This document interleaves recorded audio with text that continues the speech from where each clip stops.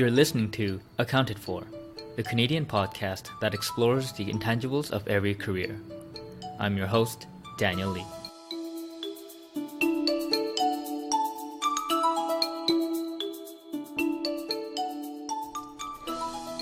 Hello. Happy Wednesday, everyone. Welcome back to Accounted For. The podcast is part of OMD Ventures, my platform to create ecosystems so that high performers are inspired to challenge the conventions. On top of the podcast, the platform has a weekly essay and newsletter that includes my daily learnings from the week. So subscribe to the weekly newsletter at omdventures.com/stakeholder, and you'll be able to keep up to date with everything. And if you really like to help out more, please donate to helping out the platform by buying me a cup of coffee. You can buy me a cup of coffee a month, a week, or even on a daily basis. And all this stuff would really help with growing the platform. And so if you'd also just like to learn more about what I do and why I'm doing all this, just check out omdventures.com as well. Okay, so today's guest is Nadeem Nathoo. He is the co-founder and executive director at TKS, and that stands for the Knowledge Society. The Knowledge Society is an education company that works with 13 to 17-year-olds to really mine human potential to make unicorn people. From cold emailing his way into an internship with Nobel Peace Prize winner Muhammad Yunus at Grameen Bank at the age of 19, to being a part of the first cohort of the Next 36 entrepreneur group, and then even traveling throughout Africa at a young age, entrepreneurship and social impact was a major part of Nadeem's growth. And after working as a consultant at McKinsey, Nadeem plunged into the world of entrepreneurship by joining up with his brother in San Francisco. It would be a hypothetical question of what they would do with $10 billion that really propelled the creation of TKS back in their hometown in Calgary. Nadeem and his brother created a company that really combined their love for learning as well as exponential technology. And it's a journey I've had a lot of fun learning about, and it's something that I think you'd all be very fascinated by as well. And not just the journey itself, but just the way I think Nadeem thinks about solving various problems, as well as how he goes about even deciding to solve major issues in the world, and the kind of vast goal and dream that him and his brother have, I think was very admirable and exciting for me to learn about. And so yeah, I think this will be a conversation that will really expand your perspectives and really have you question the default and maybe inspire you to action as well. So please enjoy my chat with Nadeem.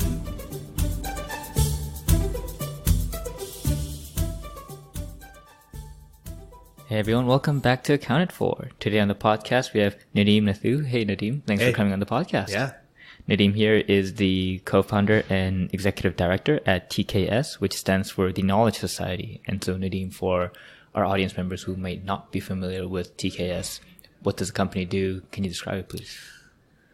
Well, the mission of TKS is we wanted to completely rethink the way young people learn and develop globally, right? And so we wanted to provide training on knowledge, skills, mindsets, and networks that young people need to eventually solve really important problems in the world. And what this has translated to is a 9 to 10 month, pretty intensive program where these kids come in, get exposed to a lot of exponential technologies, ways of thinking, and mindsets and skills like communication, collaboration, all that stuff, to eventually go on and do some really incredible things. And, so far seeing phenomenal outcomes that I don't think we're seeing anywhere else in the world at scale. Like our kids are getting invited to speak at conferences in front of thousands of people all over the world, like Web Summit, South by Southwest, CES. 2 weeks ago, one of our girls got invited to speak at Microsoft's global or international conference in front of 30,000 people, standing ovation. People were crying next to me. We got to hang out with Satya after, and he was like, man, I can definitely see why I didn't even get a standing ovation and she got a standing ovation, right? So there's things like that, but getting internships at Microsoft, IBM as young as 14, 15 years old, and leading startups in the region, which we haven't really seen. But more importantly, getting recognized based on the projects that they're working on, things like AI, quantum computing, nanotech, gene editing, blockchain. I mean, I was telling you earlier, one of our students built a ring that can non-invasively measure blood glucose and cholesterol levels without penetrating the skin. It's like real-time monitoring of heart disease and diabetes, the holy grail of biometrics. And somehow this 18, 19-year-old kid cracked it, right? And has an international patent and all that stuff. It's really not cute. One of our girls cured muscular dystrophy in mice at 14 years old. And now they're on human trials casually right at 14. Did some stuff in blockchain, which was really awesome. And now she's a brain computer interface developer. So she's figured out a way to control prosthetic limbs with your mind, and electric cars and music. Another one of our students was recently named one of the top 10 VR influencers in the world, and built some really awesome product for indoor navigation using augmented reality and computer vision that may or may not have something good to do with Google that might happen. But he's 15 years old, and when he joined at 13, he didn't even know what VR was. And so for us is how can we mine human potential, right? Everybody has potential. And, depending on where you're born and what you're exposed to and all that stuff, it's how can we maximize the probability of people actually reaching that potential. And that's kind of our goal at TKS is, how can we do that for people everywhere? Mm-hmm. And right now the program targets students who are aged between 13 to 17. Exactly. And it's a weekend program that goes on for 9 months for 3 years. For 3 years. So the 3-year programs are very different, and not everyone is going to be the right fit when they come back. But the first year program is all about, so we say at TKS, you have 2 major priorities. Okay. Forget about all the nitty gritty stuff. The first is get a better understanding of yourself. And the first is get a better understanding of yourself. The second is get a better understanding of the world. Once you do those 2 things, we think you'll be able to hack life. Right. And so the first year program is all about, figuring out what you're excited about or developing your passion, building your portfolio and your skills and all that. The second year program is all about getting a better understanding of the world, problems, industries. One of the things that I seen, especially when I was down in Silicon Valley, is there's a lot of smart people, but they're working on things like Uber for bartenders, right? Or this one guy who started this computer vision algorithm to detect how fast a dog was wagging their tail so they can make like a Yelp for dog food. And for me, I'm like, man, you could literally be curing cancer right now, but it's not their fault because that's the problem that they deeply feel. Whereas if you go out on the street right now and you ask the average person, what are the top 3 problems facing our civilization? They might say climate change. They might say hunger. They might say poverty. Those aren't problems, though. Those are outcomes. People are hungry. People are poor. The climate is changing. Why are people hungry? Why are people poor? Why is the climate changing? And if you don't have a really deep understanding of these problems, it's almost impossible, regardless of how smart you are, to actually try and tackle it. So that's what the second year program is all about. It's going really deep and understanding like very obscure, multi-billion-dollar important problems like lab testing or like shipping tracking, like all that stuff. And then the third year program is all about how can you build world-class product, like literally world-class product. Because you could you could be the smartest person in the world. You can identify the problems, but most people don't even know where to start. How do you go about building? How do you go about creating? And so in that sense, it turns into a little bit more of an accelerator, but starting from the problem, like really a deep understanding of the problem, because the solution will change. You can always iterate the solution, but the problem will more often than not always be there until it's addressed by somebody else. That's kind of what it looks like.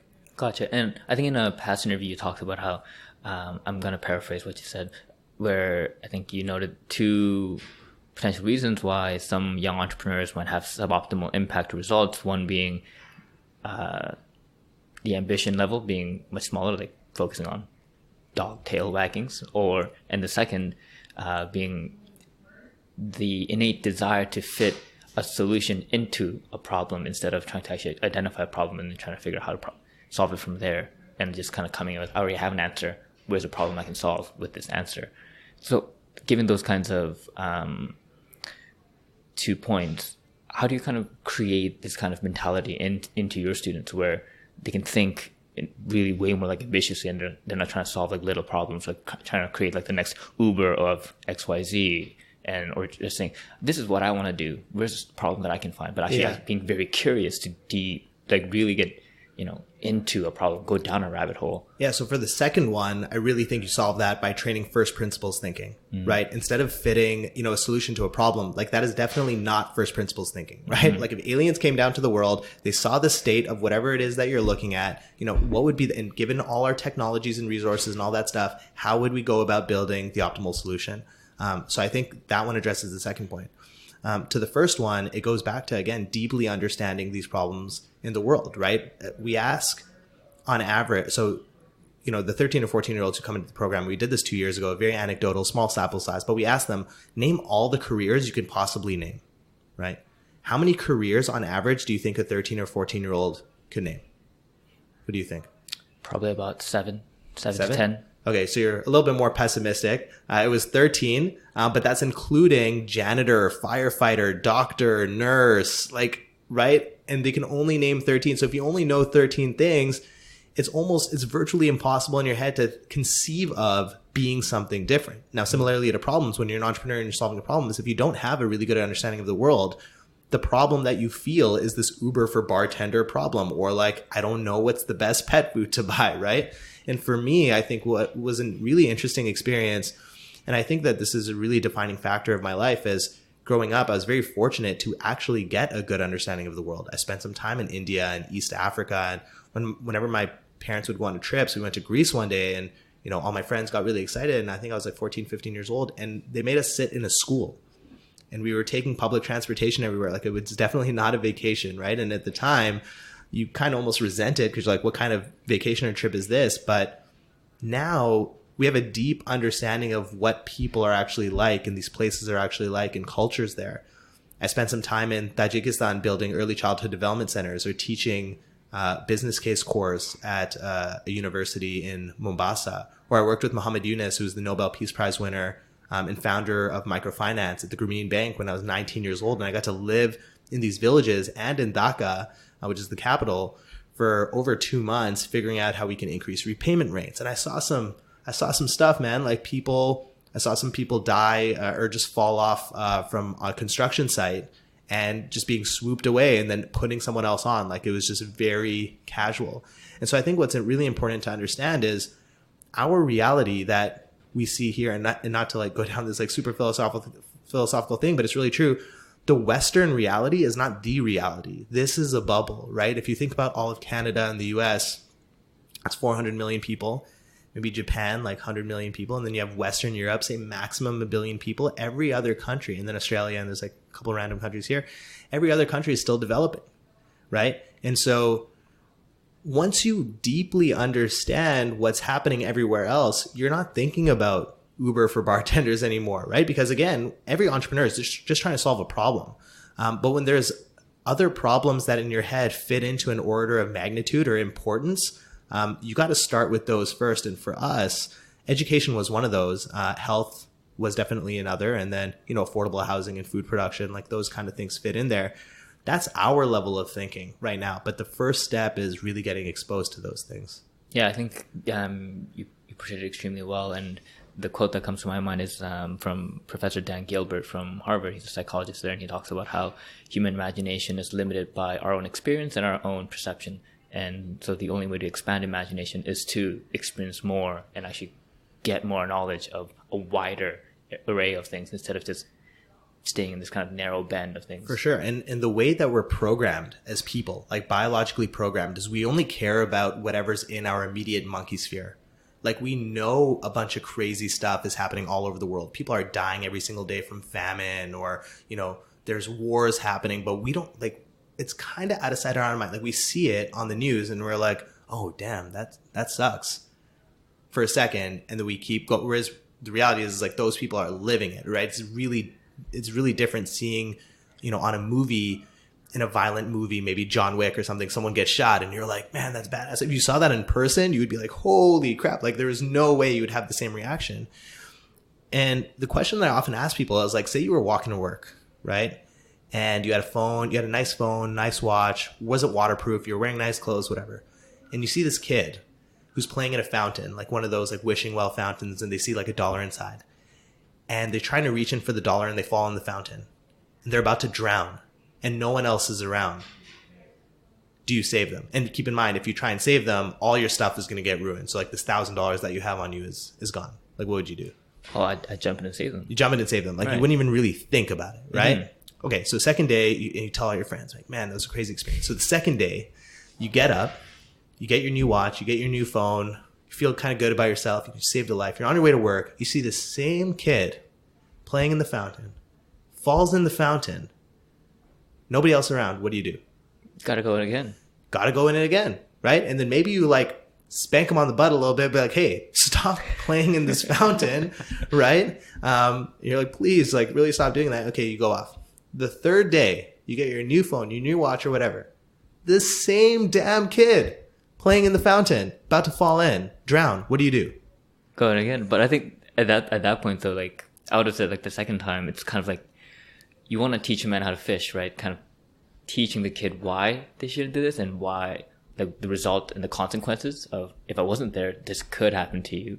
And, like, this is I wouldn't be the kind of guy that gets these $1,000 watches, but there's also the idea of why don't you change your own behavior pattern where this won't even matter. Absolutely. And you can tell someone to do that, but say they still do it. You still go and save that guy. And at this point, you're shutting down the fountain. You're going to the city. You're like, we need to take out water. Why is this fountain so deep that a kid can drown in this fountain? Like, you really focus on the infrastructure. There's two main points that I'm trying to make is we know people are dying every single day from preventable disease like lack of HIV drugs or hunger or fat or water, things like that. But we don't do anything about it, right? We don't really do. We know, but because we're not seeing it, we don't feel like we can have an immediate impact. We don't do it. And so we tend to focus on other things. Whereas, I really consider myself fortunate in this instance where I've actually seen it and I've felt it. And when you see it or feel it, it's almost like if you can really empathize with me in that example, to you, there's a no-brainer. You would go in and save that kid, right? Mm-hmm. To me, that's the same level of conviction I feel about solving these problems. To me, it's a no-brainer. It's not even like, oh, what do you want to do with your time or whatever? Like, you don't have a choice. It's your duty. So when I think about building TKS to solve really important problems, it's not really a choice. Like, I'm like, man, I really got to go in and like pull this kid out of the fountain because I believe that I can actually do it. It's a no-brainer for me. It's almost as clear as like this person is drowning in the water and I can just take a couple steps and take them out. Just as clear as that, and just how easy it is that sounds to you, like that's, and it's not going to be easy, but that's the way I feel about, potentially solving these really hard problems that the world is facing. That's the first thing. And then the second thing is working on this infrastructure problem. Like, why is the fountain so, filled with water in the first place? Like, how can we, like, a lot of these dumb things in the world that are really just infrastructure problems that we can fix. And, part of that is like the education system. I personally think, and I hope no one gets offended because I'm not targeting teachers or principals and all that stuff. They're kind of just playing in the system. It's kind of whoever just developed the system. In my opinion, is like 5 to 10% optimal. And there's like a lot of low hanging fruit. If we think about, like, do we think collaboration is good? I think so. Do we think problem solving is good? Yes. Do we think courage is good and confidence and, being able to deal with ambiguity? All that stuff is good. We're actually not training any of that, being resourceful. We're not training any of that in school, right? It's actually the opposite, right? We don't encourage people to take risks. There is not a lot of ambiguity. It's like whatever you learn is what you learn. There's not increasing your risk profile because you typically get reprimanded for, going outside the lines. It's very competitive. It's not collaborative. You're not taught how to problem solve, just memorize. My whole point is like, it's such a low hanging fruit solution. You don't even need to pull this kid out of the water. Just reduce the water, right? And so for me, like when those two things kind of combine together, it's like a no brainer. Mm-hmm. And you're tackling this huge problem right now, and you talked about how, you got to experience a lot of the world when you were young and see a lot of what was out there and actually learn to actually be able to empathize by going through this experience and gaining these perspectives. But when you grew up, you were born in Calgary, and I had the chance to work in Calgary for a short period. And, I felt it was kind of a one-dimensional city. It's very focused on oil and gas town, kind of a boom and bust cycle there. Like, I went after the oil bust happened, and so it was very much like a ghost town, but people tell me about the glory days. And so I'm wondering, when as you were growing up in Calgary, like what was your like kind of childhood like? Did you have parents like kept on emphasizing like learning about the world, trying to like expose you guys constantly through these trips to different things? Yeah. So honestly, when you're young, this is what I think. Like, if you're not suffering or whatever, if you're not in a position where you got to like think about, which I'm again fortunate that I wasn't, where I'm thinking about like where my next meal is coming from, you actually don't think about the city that much. First of all, you don't know what the alternative was. You're just like, man, I kind of live here in a suburb. I go to school, I go to my extracurriculars, and I go home. There's no like downtown life. There's like, you just go over to your friend's house, you have a sleepover, right? So for me, it was just like, oh, I was just a kid, and realized actually to the extent that I was very fortunate. So that was one. And part of it is my parents were immigrants, right? They got kicked. So my mom lived in Uganda. My dad lived in Tanzania. They got kicked out of East Africa during like the whole Idi Amin time, or in Tanzania where they were nationalizing property. My dad has a grade 9 education. Couldn't help me with homework or any of that stuff. So, and they would always just be like, you good? You getting good grades? Whatever, you chill. So in that sense, there were some times where I was like, man, like these guys can't even really help me with anything. Like, it's kind of frustrating, but it was really important because I had to figure a lot of the stuff out by myself. But what was really good about them is they were hyper encouraging. And going back to the theme of exposure, I had tons of exposure. My mom was like, do gymnastics, do piano, go into basketball, go to a Christian camp, sit in a gurudwara. Like literally, she's like, do everything and just figure out your own life. So there's a lot of autonomy given there. I remember when I was like 12, no, it was younger than that. I was like 8. I had to take the bus, and I'd never taken the bus. And normally I had to meet my mom at this one place in the mall, and there's like a payphone there, whatever. So I call, and she's like, "Oh, just take the," like casually, she's like, "Oh, just take the bus home." It's like, okay, like I'd never taken the bus before, and I just had to figure it out. And guess what? I got home, and I was okay. And my mom was like, "Yeah, because this is what literally we were doing in East Africa, and everyone's fine, right?" So I think we're moving into a little bit of a conversation about, people being overly sheltered. But I think I was very fortunate where I had a good childhood, like no real tragedy or anything like that, but also the level of exposure and openness from my parents to like give me the autonomy to be the CEO of my own life. I think most young people are employees of their own life and their parents are the CEOs. Whereas I think we need to move it such that people are the CEO of their own life and their maybe parents or mentors or whatever, or their friends are on like their board of directors. You know what I mean? And if we can make that switch as earlier as possible, then we start to develop this accountability that compounds throughout our life. And then we generate confidence and conviction and ideas and things and courage to be able to go out and do stuff. Whereas if you're sheltered and you're always like doing what other people told you, it's very difficult from like now in an entrepreneurial context to have enough courage to be like, hey, this is what I'm going to do. Because you're always looking for people for answers. Whereas if you've been doing it, making decisions ever since you were a young age, and it's been going well, and you get a lot of these positive signs, it's like, I'm just going to do it again, except solve this problem instead of figuring out what I'm going to eat for lunch, right? Yeah, I think there's a kind of startup coach / guru who also founded Flatiron Ventures called Jerry Colonna, and he talks about how when you actually examine a lot of the earlier lives of young entrepreneurs, you realize that a lot of them were forced into situations where they had to grow up early, where they had to be CEOs of their own lives, whether it's coming from a broken family or they were just given a lot of independence when they were young and parents allowed that kind of things to happen. And for you, as you were kind of growing up and, you talked about that period where you took the bus for the first time, and you also now work with teenagers from age 13 to 17.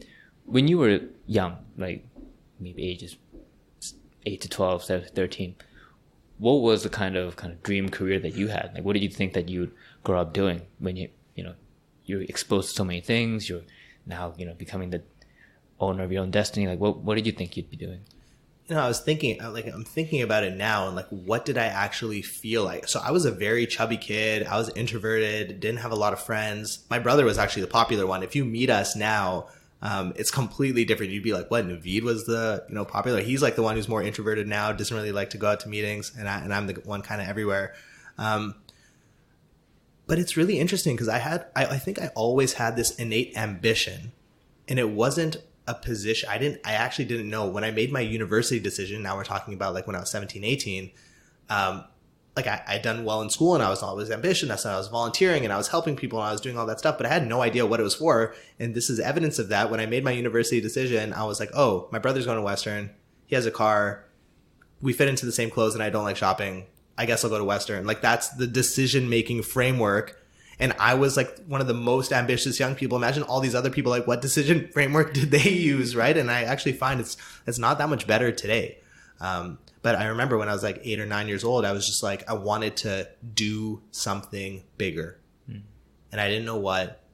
And I was always curious. I did work hard. But then I think as life went on, I figured out why I was ambitious. I think that's the most important flip. Like, why am I doing all this stuff and what is it for? Like, this whole like existential purpose and stuff discussion. We don't necessarily need to go into that on the podcast, but, at the end of the day, I think every decision that people make innately, they do because they think they're going to be better off or happier after their decision. And I don't think we're really thoughtful about that until we develop a level of self-awareness or self-agency to be like, why am I making these decisions? What do I want to get out of it? And as soon as you're like a little bit thoughtful, I think your whole decision-making framework changes. Yeah, I think Mark Twain has a quote that I'm also going to paraphrase where he says something about how life is in 2 stages. The first stage is when you're born, and the second stage is when you figure out why.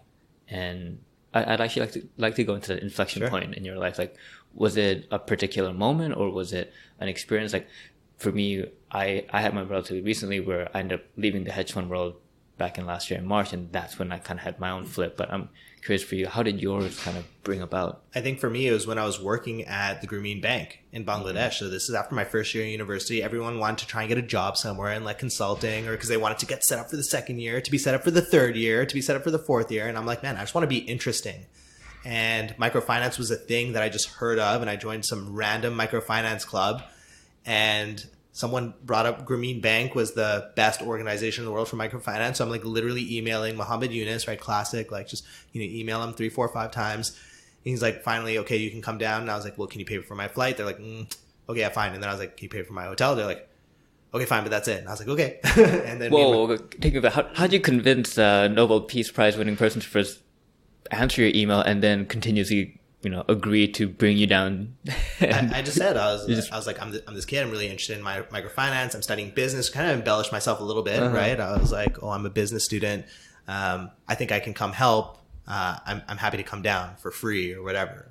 And then I was typing in different emails, and I found this other guy who worked at Grameen Bank. So I was just CCing as many people. And I actually still have that strategy today. When I reach out to someone, I make sure to CC a couple people, because then someone else is thinking, oh, did this person respond to their message? Whereas if you only send an email to someone like one-on-one, they can choose to ignore it. Whereas other people are CC'd, everyone's thinking like, okay, who's going to respond to this email? It's still in my inbox, whatever, right? So it's weird that I had that innate thing, but kind of just did that a couple of times until the guy who was CC'd on my email responded with Mohammed Yunus being like, okay, yeah, we can consider doing this. Can you come for X time to X time? I was like, yeah, sure. And then I was like, can you pay for this? Can you pay for that? And then my brother and I actually both went down. But it was there at the Grameen Bank and really seeing like the state of people in the world. Dhaka was one of the most densely populated cities in the world. There's 1,000 people per square kilometer. So every meter, there's someone at all times of day, right? And there were people, who had health issues, and there was arsenic in the water. So I remember when we woke up, you had to check if there was bed bugs. And you just had to, like, if there was blood spots on the bed, and that was just a reality. And then you go into the bathroom and you wash all the cockroaches off the wall. You had to listen to the radio to see if you could take a shower today because there's arsenic in the water. You can't really eat a lot of food because there's arsenic in the water. And so if they're not using proper water, my diet was like a bottle of Coke and Lay's, this like spicy lemon or whatever ketchup chips, for like the longest time until I figured out they had a Nando's there. And I was like, man, we're eating a Nando's every day. And that was like a month and a half in. So we only had like 2 weeks of Nando's, and it was like one meal a day, but it was really far away. But for me, I was like, man, my purpose here is like, look, okay, I'm living in this village, and crazy stories, right? Like living in this village, and I'm looking up, and there's this tarantula. It's 40 degrees, like right above me. And there's a bunch of mosquitoes, but the mosquito net's not working. And I'm literally, lying there on a plank of wood. And then at the other side of the room, there was a lizard. And the only hope, like I was daydreaming, like maybe the lizard will like eat this tarantula.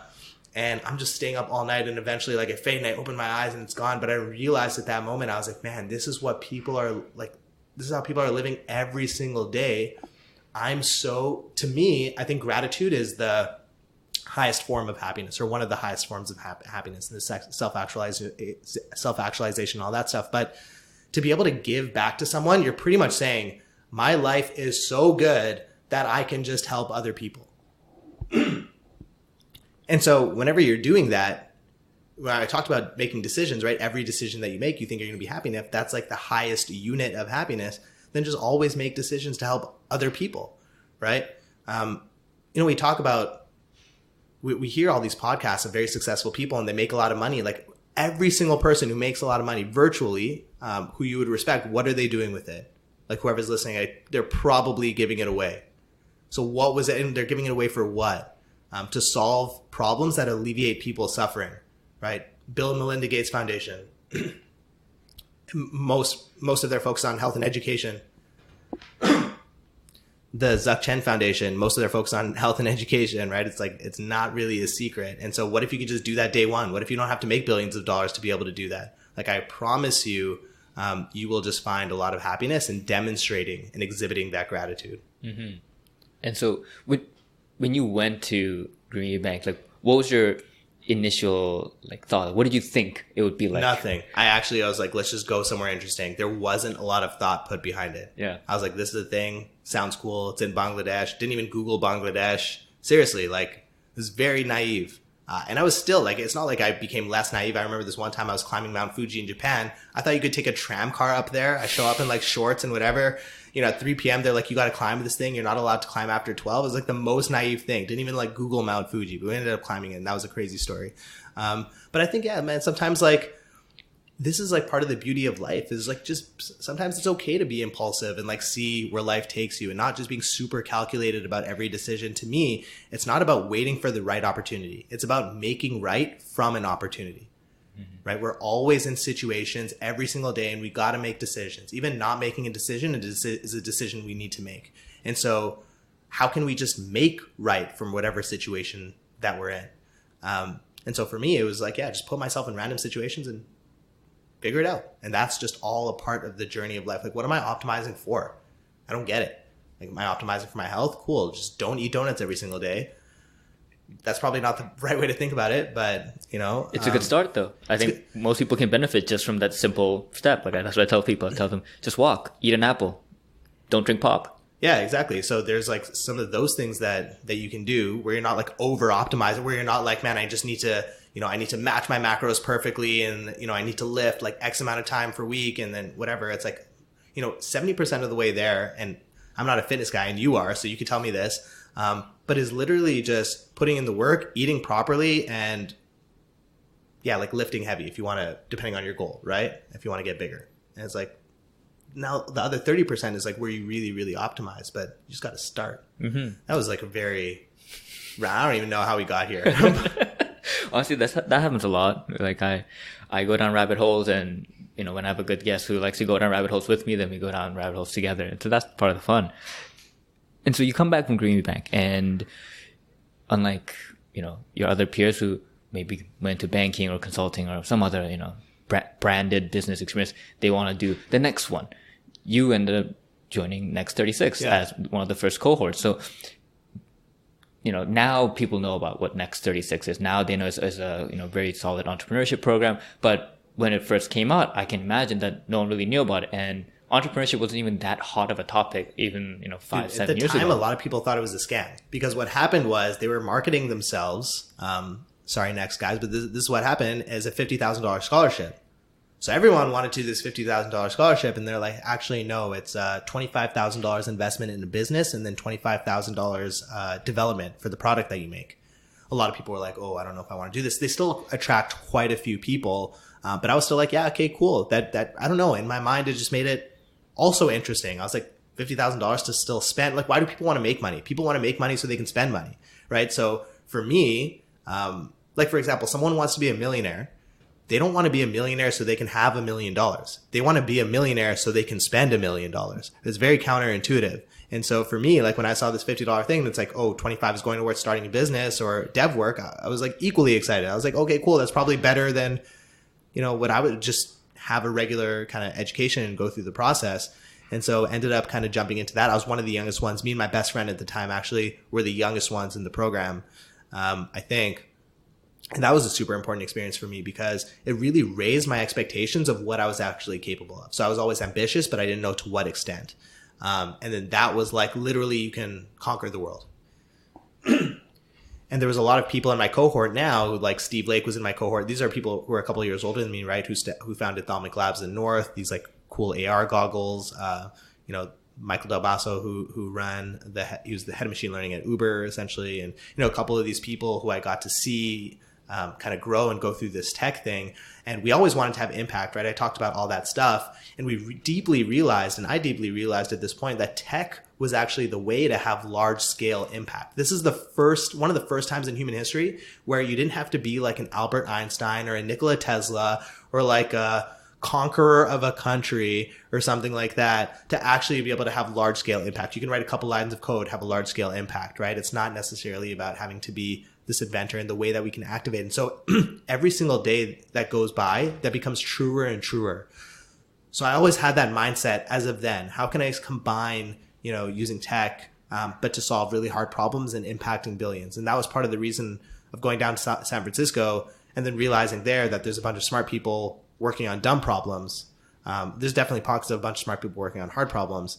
But there was a lot more people than I thought, smart people working on dumb problems. And we're like, hey, we really gotta fix this. I mean, there were 3 problems that we wanted to focus on: food production, affordable housing, and then access to diagnostics and drugs, which I think, I said, but I was like, say we dedicate the rest of our lives to one of these problems and we completely knock it out of the park, it doesn't exist anymore. What about these hundreds of other problems that are impacting civilization? Like, imagine there was a king or queen of the world, right?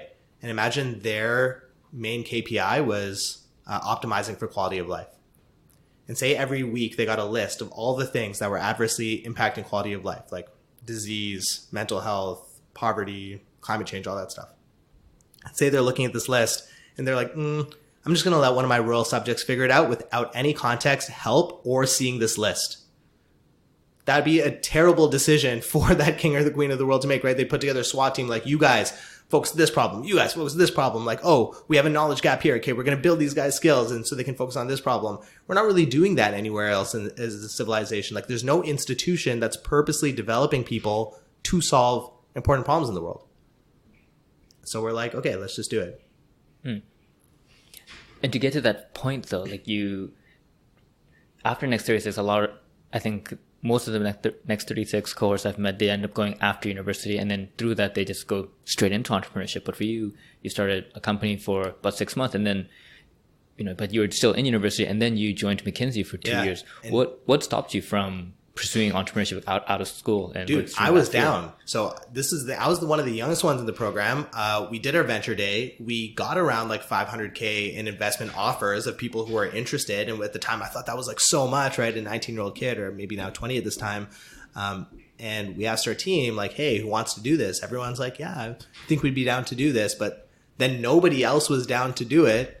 And actually one of them was, but they were down to kind of do this in Halifax and kind of use this product for something else. And I'm like, okay, how are we going to, like, is this just me building this thing? That I wasn't super excited about the product. I was more excited about building something with an awesome team. And at that time, I actually didn't know anybody else besides my Next cohort. And this is why I think Next was super valuable, who I'd want to do something with. Because until then, you're just with like the people in business school and whoever else. And I was like, man, I can't really think of anybody else who I want to do it with. So I was definitely, I would say, the most down to actually take a year off or 2 years off and just like try and build something. But then, I did end up joining McKinsey for a little while. And then I only applied to McKinsey.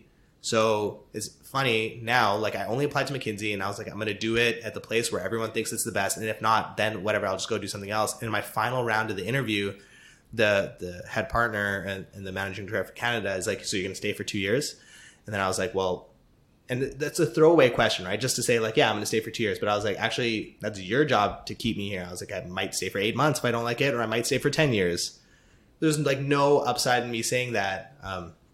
It is funny because after 8 months later, I did end up leaving for a period of time. And that's a whole other conversation. But then I ended up coming back for a little bit. But, for me, it was all about, again, how I can use this experience to really develop myself as a person. I spent a lot of time in Japan. So I lived in Japan for a little while, lived in Australia for a little while, got to work on things like aerospace and lithography machines and alternative energy. So you never really know what the alternative could have been. Like, I don't know what my opportunity cost was. But again, it's all about making right from the opportunity. What is your existing circumstance? Now, get the most out of it. And again, being thoughtful about like, what is it that I'm optimizing for? What is it that I want? To me, it wasn't money. To me, it's always about being interesting. Whatever you do, how can you just be interesting? Because the opposite of interesting is there. It's clear. You can read about it. You can see it. They're probably your friends. Like, I mean, a lot of people, this isn't like a shot. Like, a lot of people just aren't that interesting. To me, I don't know. So how can you just be interesting? Because in your worst case, if like, say that's the bad path, the alternative is super easy to get. Yeah, I don't remember who says it, but generally, I think the party line is, successful people are interesting. So just be interesting. I mean, which successful person ever had a story of like, oh yeah, I just did all the things that you were supposed to do and I ended up here and, started a $1 billion company. Like, and everything went according to plan. Yeah, that will never happen. I've never actually never heard a story like that. There's always something that's, interesting about these types of people. Which is like, I think a lot of people know that. But then it goes back to the courage. Like, how do you actually take that step, right? I mean, I have a lot of friends that are working in places that they're not really excited about. And I would argue they're living their worst case scenario on purpose. One of my friends is working at a bank, and his dream job was to work for the MLSE. And I was like, why don't you work there? A bunch of excuses. And I was like, okay, well, we have friends that work there. They're hiring right now. Do you have enough money to survive for 6 months? He's like, yeah. So I'm like, okay, what if you spent 6 months relentlessly pursuing this opportunity and you failed and you went bankrupt and you don't have any money anymore? Then what would you do? He's like, I'd probably get a job back here. So I'm like, you're literally living your worst case scenario on purpose. Whereas what we should be doing is creating the best worst case scenario for ourselves, and then don't do that. Do the crazy thing, because that's why the worst case scenario exists in the first place. Oh yeah, totally. I think a funny analogy I try to make to my friends where, like, I came from an accounting background, so most of my friends are still accountants, and I'll tell them, why are you so obsessed of getting this accounting designation? Why are you so obsessed with getting all these years of experience? And they're like, oh, well, so in case things don't work out, I can have a fallback. So I tell them, you're literally buying a put option in your life. You think your stock's going to plummet and then you'll exercise it. Do you really want to exercise it at that point? Stop preparing for that. Actually just go do something that you actually want. Like, get a call option for, something that's going to actually do well. For sure. And so for you, like, you talked about the courage to take the decision. So leaving McKinsey after about 2 years to go down to San Fran with your brother.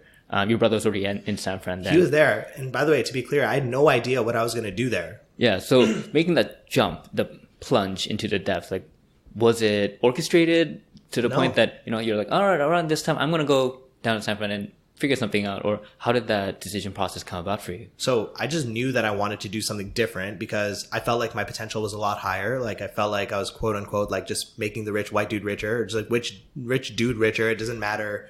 And so for me, I always felt like I was at the point where I wanted to leave, and I already left 8 months kind of into it. And there was something very specific that I wanted to get out of my experience that I didn't end up getting. So I was like, okay, this is the time. Can you expand on that part? So I wanted to work in, like, education in Saudi, and McKinsey and BCG were kind of pretty much running education for that country. And there was a lot of opportunity there, and I wanted to do that. And then, based on my experience, they're like, oh, you can do that next time. You can do that next time. Do this, do that. And I'm like, hey, no, like, enough. Like, I'm not going to kind of play this game. And there were some things that happened, but it was clear that I wasn't going to be able to go down to Saudi. So I was like, hey, I'm not getting what I need. I'm going to leave. And I'm outside my building, my apartment building. And I was like, the best way for me to leave is if I have no place to live. Like, this is my thought process. I was like, if I don't have a place to live or stay anymore, like, I can't work here. So my best friend at the time, he was in Dubai. He was actually working on a project at BCG. And I was like, yo, I think I'm going to leave. And the way I'm going to do that is I'm going to move out. You've been talking about leaving too. Do you want to leave or do you want to stay? Because then you're going to have to find another roommate. I feel like this is just a thing we need to do. He's like, yeah. He's like, okay, yeah, let's do it in 2 weeks or whatever. I was like, no, I'm doing it right now. Make a commitment, make a decision. Are you doing it? He's like, yeah, okay, fine. So I go into the leasing doors off. I knock on the door, and I was like, hey, I want to move out. They're like, okay, cool. Here are the forms to sign. So I'm literally taking pictures of the forms, sending it to my friend. He's kind of signing it remotely. And by then we're like, hey, 30 days. We have nowhere to live. Got to figure it out. Right? Burn your boats. Yeah. And we had to leave. And so, went down to San Francisco. Again, for me, like, the way that I viewed it is like staying is more risky because I knew that I had a lot of potential. I wanted to be interesting. I felt like I wasn't becoming as interesting anymore. And I was just a McKinsey guy or BCG guy or whatever. But even my experiences, I had a lot of interesting experiences there and super grateful for a lot of the opportunities. But I was like, this is literally the most exciting time in human history.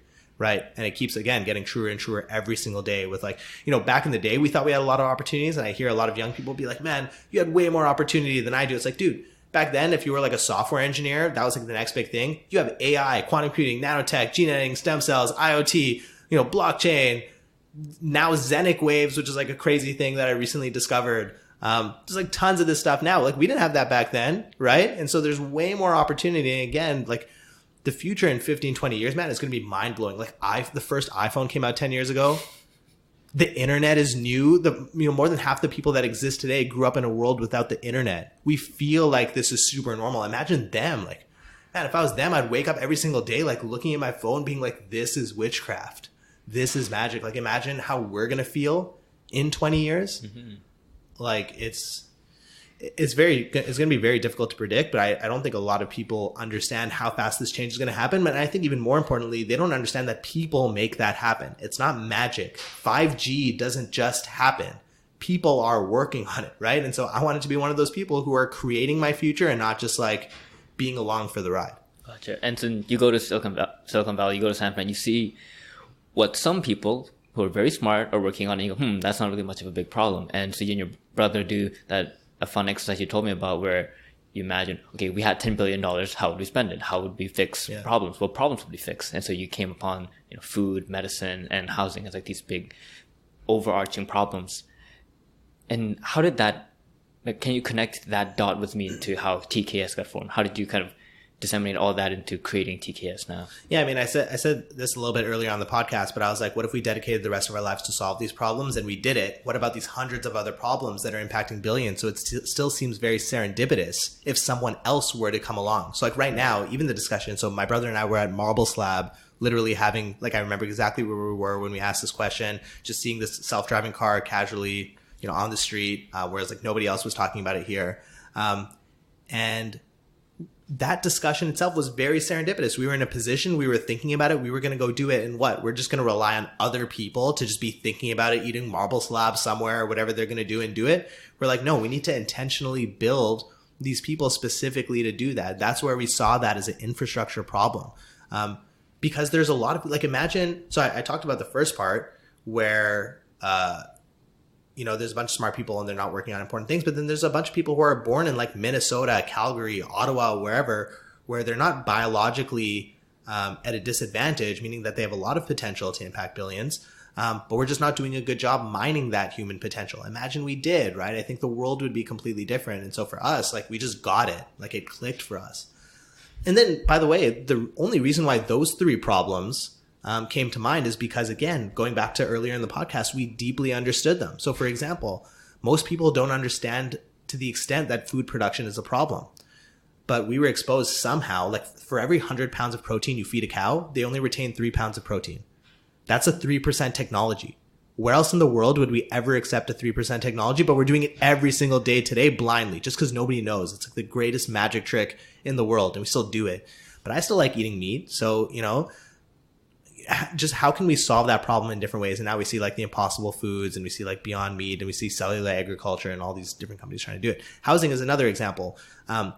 60 to 70% of people's on average of people's pre-tax or post-tax income goes towards where they live. The number one reason why people can't get out of poverty is because they don't have a way to generate wealth. Okay. So if you're, for example, if you're working as like an Uber driver, every single day for 16-hour days just to meet ends meet, you're always just going to be able to meet ends meet, right? It's very inconceivable to think you're going to get out of that because you're not generating wealth. The biggest way to generate wealth is by taking, like, you can only make a lot of money if you spend a lot of money. So even if you, invested, $10,000, but you got 100% return in a year, and you got $20,000. But if you invested $1 million and you got a 1% return, it's the same thing, right? And so the challenge is 60 to 70% of people's where they can spend is going towards their housing. They don't have disposable income, even enough to generate wealth. And so a house is the best way for those people, in my opinion, to generate wealth. Now, there are other ways to generate wealth. That's not what I'm saying. For people who are a little bit more fortunate and they have disposable income, that's probably not the best investment vehicle. There are other, like, you could put your money in the S&P and you'd make way more than, your housing appreciate even in Toronto. But yeah, okay. So if that's the number one way to get out of poverty, then and the reason why people don't invest in generating wealth for like their house is because they rent versus buy, because they can't afford the mortgage. Well, what if you could only afford 30% of the house and 30% of the mortgage, but then all the money that you're spending towards that goes towards you actually owning a piece of it? So now, instead of owning 100% of a house, you own 30% of the house, but you still own it. And at the end of the day, all the money, and you're still living there. And then the other 70% is like another asset class for other investors. Well, now we're figuring out a way to generate wealth, right? That's more on like the solution side, but the problem is there. So we understood that stuff that allowed us to even think of that in the first place. If you don't deeply understand problems, you're not even going through that decision-making framework in the first place. Like if we didn't know those things, how could we have arrived to this is an infrastructure problem? Because we wouldn't even be thinking like, okay, what are the problems we want to solve that can impact billions? It's funny, like it's like a deja vu moment, because I think it was like last week or 2 weeks ago, I had a conversation with another entrepreneur who's trying to solve the housing crisis by like securitizing with cryptocurrency. And I think he wants to use Ethereum as well to try to create like smart contracts. That's what we were doing. Yeah, like distribute ownership of the house for people to make it affordable as well. But for you, like you didn't end up pursuing that idea. You ended up working with your brother to now create TKS. And so how is that? How was like the validation process? Like what kind of process you guys followed to arrive at this? There honestly wasn't. We were like, this problem exists. Do we trust ourselves to solve it? We literally left everything. We didn't know if it was going to be digital. We didn't even know what it was when we started in Calgary. We're like, well, let's get the kids first, then we'll figure it out. Oh, so you left San Fran to go to Calgary to start so we went there. to Calgary and we're like, let's just test something here. We hadn't seen our parents in a while. You know, we thought that we'd regret it if we didn't spend more time with them. So we're like, yeah, let's be in Calgary. And like, while we're in Calgary, let's test this thing out. So before we even knew what the thing was to test, we got the kids first. And then we're like, we'll test it out. How'd you get the kids? Man, it was a lot of hustling. We're like, hey, there's this cool innovation program. Like, that's all we said, right? And we just like message schools and like youth organizations. Then we're like, okay, let's build something we wished we had. Turns out that thesis was a pretty good thesis. And we just iterated on that as we went by. So like, that wasn't the hard part. Actually, like most of TK, like we ran TKS, the two of us ourselves, seeing really phenomenal outcomes for 2 years. We just started building the team. Now we're 14 people, probably going to be 20 people by the end of this year. In New York, Boston, Ottawa, Vegas. But until then, it was actually like not literally, it was our bread and butter, right? It's not literally our bread and butter. But yeah, it just came like, it was so, like we deeply understood it. I think we were some of the best people in the world, honestly, to do it. And I hope that somebody else does, because if someone else can crack this better than us, amazing. Like we don't need to be doing, there's a bunch of like really interesting things we can be doing in the world. I just haven't seen anyone really tackle this problem well. Like we have like Khan Academy and Udacity. Like we have this ed tech stuff and they focus on very specific things. But again, how do you like train people specifically to solve really hard problems in the world? Not necessarily just build the skills, knowledge, skills, mindsets, networks. I think a lot of that is missing. School, I think, is built to mitigate risk versus optimize success. And I think that's a problem, because that just means for ambitious people, literally they don't have your best interests in mind. Like that's just factual. If they're trying to mitigate your risk versus optimizing your success, and you want to optimize success, that's not having your best interests in mind. And that's just the way it's built. But like, for example, if you want to be an Olympic level basketball player, you're not just going to do basketball and gym and think that that's the way to get there, right? There are best practices and ways if you want to be an amazing musician. Similarly, if you want to change the world, impact billions, be an Olympic level CEO, innovator, thought leader, researcher, it'd be silly to just think that, oh, all I'm doing in school is the only way to get there. But there was nothing that existed, like nothing in a longer term way, like in a training sense, for people to get that. And so we realized that after the fact. Beforehand, it was a little bit naive. We were just like, oh, this doesn't exist, let's just build it. Didn't really look at competitors or anything like that. We're just like, if we felt it, the problem must exist. That's kind of the story behind that. And so when you first started and like developed this framework, like what did it look like? Did you kind of preemptively say, okay, we're going to make a weekend course and we're going to work with like X many students and just try to educate, Well, first it was just already going through teenagers, like how to think and be curious. First, it was just about exposure to exponential technologies, because we had heard about, first of all, like I was in blockchain space. I heard about it and when I hear about it, 2014. 2013, 2014. And then, which like nobody was talking about it really. Even 2 years ago, like people just started hearing about it. But it was still late to the party, like when I got there. So that was one. And then quantum computing, we were talking about. Naveed started an AI company in Toronto. Like nobody was talking about AI 2.5 years ago. Like a lot of people don't understand, like the Vector Institute is new. Mila is new, right? Mars was half empty at one point. Like a lot of like Element AI didn't exist, right? There weren't these things that happened. It actually does happen in a short period of time. And so for us, we're like, man, like there's a lot of these secrets in the world that don't need to be secrets, like CRISPR, for example. Like nobody was talking about this new gene editing technology. And we were like, man, it's going to revolutionize the way we live. And immunotherapy with cancer. So it was like, we just had a lot of the stuff that we were exposed to. We're like, first step, let's just get people to know that this stuff exists. And then we were like, hey, that's not enough. then we got to focus more on the skills. We're like, okay, that's not enough. Now we got to focus on the mindsets. And then part of all that, we started getting recognized, and then we started building networks. That's how we came up with knowledge, skills, mindsets, networks.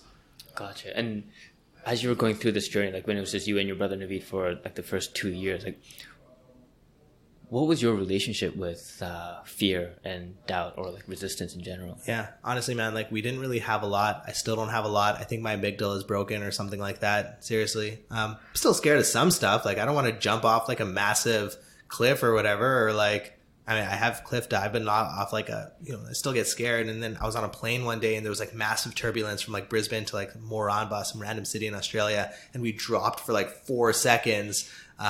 And like at that moment, I thought I was going to die. And it's so interesting. Like when you genuinely think you're going to die, what do you do? My first thought was like, just put in headphones, play a good song, and just like jam out. But then I'm looking around and everybody's like completely normal. And apparently that's like a really normal thing on that flight. So I was like, so you still get scared. But I mean, for like those types of decisions, again, like all those, like, so our decision-making framework is like, are you healthy? Did anyone die? No, life is good. You know what I mean? Like just do stuff. What's the worst? And again, building your best worst case scenario. Say that didn't work out. What's our worst case scenario? Join as like a PM or something at Facebook, or like Naveed is leading the AI team at Box. He can do whatever he wants. Now, what's our worst case scenario? Like that's not like being a PM at Google or Facebook or whatever isn't even in my worst case scenario. It's like living on a beach somewhere, which is even worse than being a PM. Like I don't think I'd want to do that. It's probably starting another company. Working on inventing something. I'd want to work on some like Zenic wave generator and harnesser, which I can talk about later, but this is new technology, longitudinal waves to transfer wireless electricity. Like these are like my literal worst case scenarios, right? And that happened from doing TKS as well. So it's just like, man, do things for the right reasons, create right from the opportunity. And yeah, man, like life isn't as bad as people think it is. Like one of my friends, he actually grew up in like pretty extreme poverty for like, North American standards, moved from Toronto to Calgary. And, he had this like Toronto accent, wears XSL clothing, all that stuff. His family wasn't doing too well. And somehow he was going to the worst school in Calgary, somehow got to university. So he was at university. He was working two part-time jobs, wasn't doing well. Somehow magically got a job at a management consulting firm, and he didn't have good grades or anything like that. He just kind of did it. He was in debt, parents struggling, whatever, but his goal was to be the GM of the Raptors. Okay, like he just loved basketball. He quit like 6 to 8 months in, left everything to pursue this dream. Now he's in the Raptors organization, right? He's doing a bunch of really cool stuff. He's living his life. And my point here is that people, like whoever tells me otherwise, like, oh yeah, like you're fortunate, blah, blah, blah. Okay, you're right. People with a lot less though have done a lot more. So it just depends on what type of person you want to be. Because when I look at him, I'm like, if he can do it, and I saw him along the journey, I was like, literally like anyone else can do it. Especially if you already have a job at, as an accountant or whatever, and it's like very cushy. It's like, you can definitely do something else, because your worst case scenario is you just come back and you be an accountant, right? And also people, I think, who go through that level of hardship, like they become so dangerous, like not in like a negative sense, but dangerous in terms of their potential, like what they can do, because like the amount of obstacles that they've overcome, anything else that regular life hits them, they're like, oh, easy, seen this before. Well, I mean, this is a Aziz Ansari joke, right? Where he's like, people don't struggle anymore. The probably young people's biggest struggles is going to be on a flight from New York to LA and being like, oh, my iPad died. Like that's the joke that he uses. But that's like not dissimilar. Like when do people actually get to struggle? So part of TKS is creating a lot of opportunities to fail, a lot of opportunities to struggle. Like TKS for the first couple months is very uncomfortable. You ask any of our kids that, it's like, man, they're like raising our bar for difficulty, learning like PhD level calculus. You didn't even know what calculus was. You're like some 14-year-old. You're like, how the hell am I going to do this? But when you get over that hump, then you understand that anything is possible. Like literally, you were like, there's no way in your mind. You're like, there's no chance I'm going to build a ring that can non-invasively measure blood glucose and cholesterol levels, because I don't even know what neuroscience is. 2 years later, it's happening. You're raising a couple $1 million. Like when you go through that, there's no way you're thinking in your head, like, I can't do this anymore. So it's all about getting over that hump super early on. But the only way you can do that is if you go through some sort of struggle. And I would encourage like people who are listening, like actively seek environments and events of discomfort. because you're only learning when you're uncomfortable.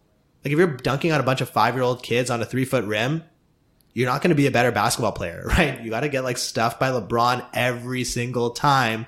And even if you got stuffed and you never scored a basket for a year, as soon as you played anyone else, like, you're going to be like, holy crap, I'm way better, right? That's the only way to do it.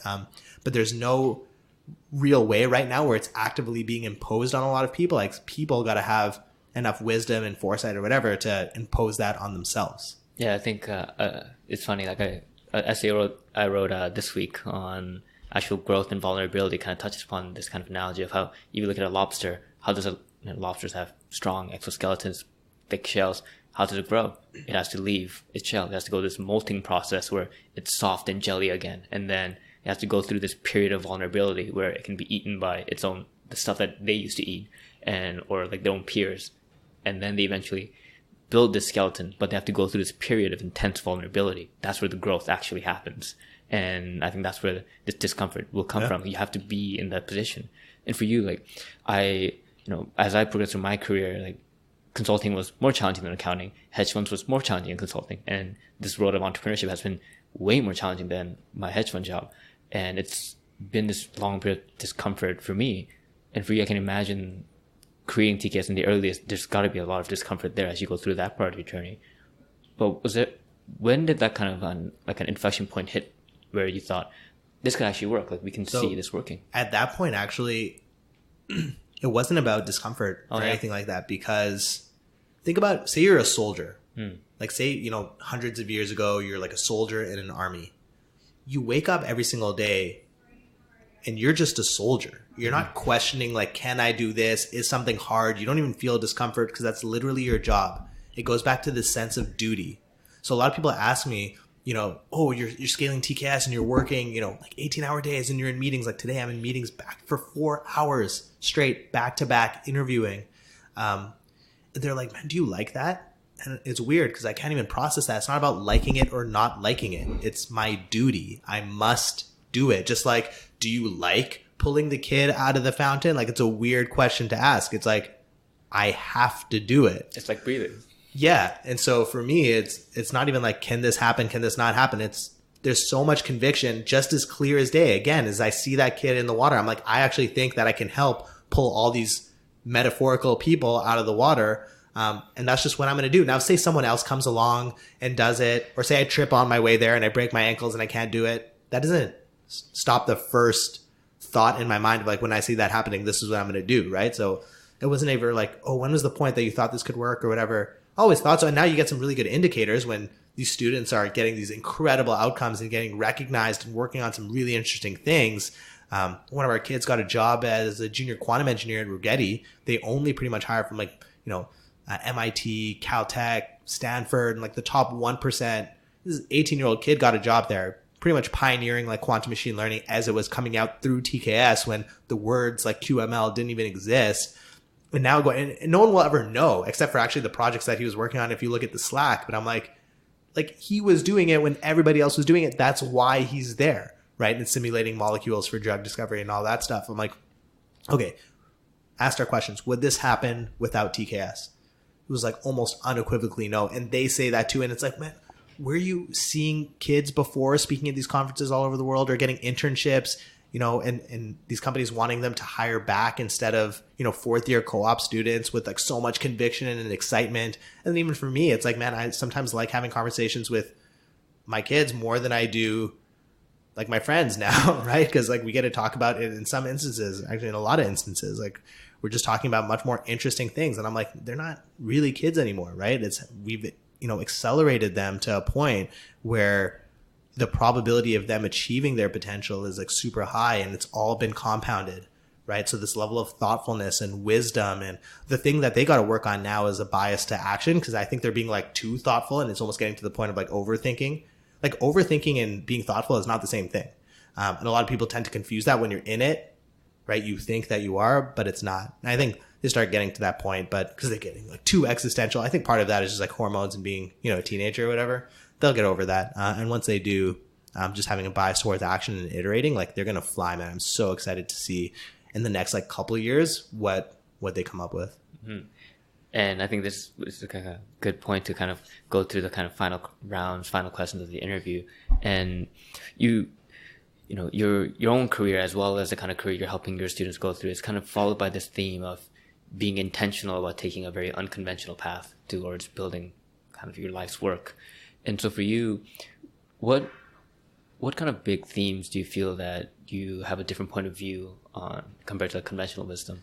There's a lot, but so the one that we talked about is being interesting. So optimizing for being interesting, like literally optimize. So when you have to make a decision, literally what's going to make you more interesting, do that. That's like literally the extent of the decision-making framework. So that's one.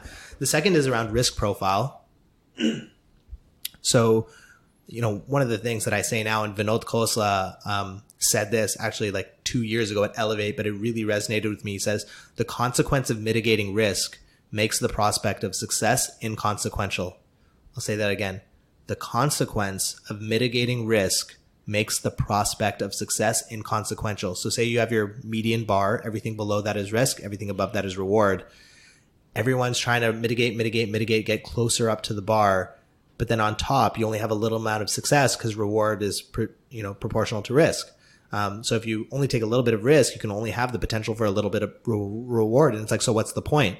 What people don't realize, and this is life's biggest arbitrage opportunity, in my opinion, is that perceived risk is far greater than actual risk, but reward is directly proportional to perceived risk. So literally, if you just take more risk, more often than not, and by the way, risk isn't like jumping out of a plane without a parachute, because risk implies reward. I don't really see the reward in that. But more often than not, if you take a risk, you will just be better off expected value-wise, because that's just the way the world works. Until everyone catches up, and closes this perceived risk, actual risk, gap, this is your time. Like, just do it. Now, a lot of people won't, because again, not having that courage, blah, blah, blah. And then the third thing that I would say is optimizing for finding a third eye. So we should not trust ourselves for a lot of things. Humans are like the best superpower we have is being able to self-rationalize anything. We can make anything make sense. And just having this third eye to just be like, hey, what you're doing right now is dumb. Or like, you made a mistake here, or you should actually do this. And without any hesitation, just trusting that. Don't say anything back. Just shut up and do it, right? So my brother's my third eye, and I'm his third eye. And then I think everyone else should just get their third eye so they can just, figure out like an outside-in approach, like what are the best ways to kind of live. I think if you do those things, man, we don't need to like over-optimize everything, right? As long as you have like good intentions and, you're willing to have a growth mindset and all that stuff, like life's good. You'll be fine. But it really depends what you want. If you want to be ambitious and stuff like that, then quit whatever you're doing, do something else, because you're probably living your worst case scenario on purpose. I love that. I love all three of those. And like, especially the second one, it's just basic investing 101. You want asymmetric payoffs. Just heads I win, tails I don't lose much. It's just simple.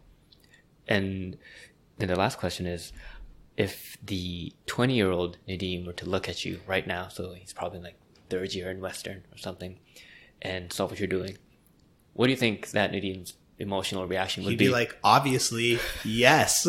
This makes the most sense. Like, I really think like 20-year-old, like you didn't know that, but if he was like, oh, this is what you're doing right now, yeah, like 100%. That's so Nadeem. If I was working at Goldman or something like that, and I was like in a suit every single day, like he'd be like, what? Like, I hate this person. I can't believe he like succumbed to the system. So I definitely have like a lot of the similar basic attitudes and mindsets and all the stuff of being unconventional and making the best of every scenario and being interesting and all that stuff. So I don't think he'd be surprised. You give yourself like a slow clap. Yeah, I think so. I'd be like, yeah, I want to be that guy. I think so. I don't know. That's what I'd say. That's good. And so then, is there anything today that we didn't talk about that you kind of wish we did? Man, there's tons of what would have been interesting to talk about is actually like all the stuff that's happening from an exponential tech perspective. What's cool now is after doing TKS is like I could have a really interesting conversation, and I have with like experts or PhD level people in AI, blockchain, quantum computing, nanotech, all that stuff. And what's actually happening in the world is way more advanced than people think. Way more advanced. I think most people understand that. Most plugged in people understand that for AI. And there's a lot of videos on that. And you see like AlphaGo Zero and like blah, blah, blah, what they're able to do. but not a lot of people are thinking about that for nanotech. Like, okay, so when we think about innovation and exponential technology, there's two ways to categorize innovation. There's pre-inflection point. It's three ways, I guess. Pre-inflection point, inflection point, and post-inflection point, like things that have already happened. I think AI is post-inflection point. Okay. I think blockchain, we might have felt as post-inflection point. Actually, we're at the inflection point when we build a lot of these infrastructures and whatever. Like, how can we actually be useful here? IoT, from a grand scheme of things, from a market perspective, I think we're at an inflection point. Man, no one's talking about how we're going to have sensors in everything, like literally everything, all the data that we're going to get from that. How do we capture that data? What is that infrastructure? Now, pre-inflection point is quantum computing. Mm-hmm. We're not there yet. What else is pre-inflection point? Fusion. I think that's pre-inflection point. People aren't really talking about fusion right now. Most people don't even know the difference between fusion and fission. There's this really interesting company coming out of MIT right now that might have cracked the plasma problem better than like ITER and some of these other fusion companies, or like K-Star or whatever. And it's public, by the way. Well, it's not public. Like, the website is there and you can see what they've been working on, but not a lot of people know this. And I have so much confidence in this company. Nanotech is another one. Pre-inflection point. We talk about graphene and carbon nanotubes and all that stuff years and years ago. How come everything's not made out of graphene? The biggest reason why is because of nanofabrication. We actually don't have a good way to develop graphene and other nanomaterials. Well, we're making a lot of progress there now, right? Again, not a lot of people are talking about it. Xenic waves, this is something that I discovered. So Nikola Tesla built the Wardenclyffe Tower with the intention of trying to transmit wireless electricity to everywhere in the world. And no one actually disproved it. It was like one of those things, like, you can look up a lot of literature on it. A lot of people say like, oh, it won't work because we don't know if longitudinal waves exist. And there's a company trying to do it in Russia and a company trying to do it in Houston, Texas.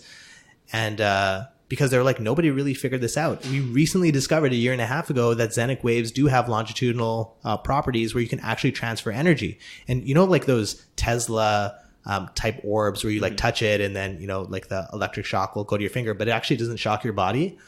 There's something called the skin effect there. So the electricity is actually going through you, but it's going on top of your skin. It's not very invasive. So the idea behind Xenic waves is, what if you can transfer electricity just on the Earth's surface anywhere in the world? And like, the more I look into it, like you think it's crazy at first, but the more I look into it, I'm like, huh, you know, like I'm not an expert in it or whatever, but like, these are some of the things that, like, that's like pre-inflection point that nobody's like, I actually don't know anybody who knows anything about Xenic waves. That's something I recently discovered and I'm interested to learn about it more. But man, from like an exponential tech perspective, so many things. Induced pluripotent stem cells, like, this is the type of stuff, like a whole other podcast we could like dance all day on. Induced pluripotent stem cells is essentially, you can take any cell, turn it into a stem cell. Right? We all know how important stem cells are. The problem is that we could only typically get it from embryonic cells. That's not a scalable way for, you know, to make stem cells. But what if you can make a skin cell? So induce a skin cell into a stem cell. The problem right now is, for every 100 cells we do that for, again, there's something about this 3% thing. Only 3% of cells actually are induced into stem cells. Mm-hmm. What if there was a way to make that better for cancer treatments, for, you know, neurotherapy, like all this stuff completely changes the game. For rejection of organs, like making organs from scratch, like 3D printing organs, like, you know, a lot of people are talking about. Man, like, this is the stuff that I could dance like all day and talk about all day. And I'm guessing, is this the stuff that you're reading about just day and night? It's just fuel for you. Yeah, I mean, like, this is the curriculum at TKS, right? And then a lot of these students are going into these things and they're teaching us this stuff. Right. Like, this is why I think it makes it the most interesting job in the world, because our job is to learn, to, you know, deliver the curriculum, and then our job is to learn again, helping them problem solve how to get to the next step, but they got to teach us at that point, right? So it's really like crowdsourcing knowledge. Yeah, like, you know, again, how can we use exponential technologies as tools to solve really important and hard problems in the world? Like, that's the foundation of TKS. It's not just about impacting billions, because it's how do you do that? Again, thousands of years ago, the way to do that is through revolution or invention. Now you can start a company. You can work with the top tech company and impact billions. You can also do research. You can do all these things. And there's a lot of stuff being happened where we can crowdsource, where we can crowdsource this knowledge, because, you know, back then, without the internet, it was so hard to access this knowledge. Like, you had to go to a library. Now you can be like a 7-year-old kid reading research papers if you want, Like, if you want, you might not be able to understand it, but you can. You have the ability. Before you couldn't, right? And I think a lot of people are underestimating like how fast the world is going to change and how much potential is just being untapped. And, you know, as we continue to expand TKS and stuff, I really think that these young people are going to be the next generation of people who impact billions and hundreds of millions and, you know, improve the quality of life. And like, that's really our ethos here, right? It's not about some like cute kids boot camp type of thing. Like, this is our goal. If we don't get there, we're going to do something else. But so far, so good. Yeah, I think, Naval Ravikant talks about how the problem isn't the availability of resources, it's the actual desire to learn. And it seems like you're doing a great job manifesting that inside these young students. Yeah, 100%. Nadeem, this was amazing. I had a lot of fun talking about it. And yeah, I think, you know, given the kind of philosophies you have and knowledge you have, we could definitely do hours of conversation. Yeah. But yeah, maybe for our next time. Sounds good, man. Thanks. Yeah, thanks for coming on the podcast.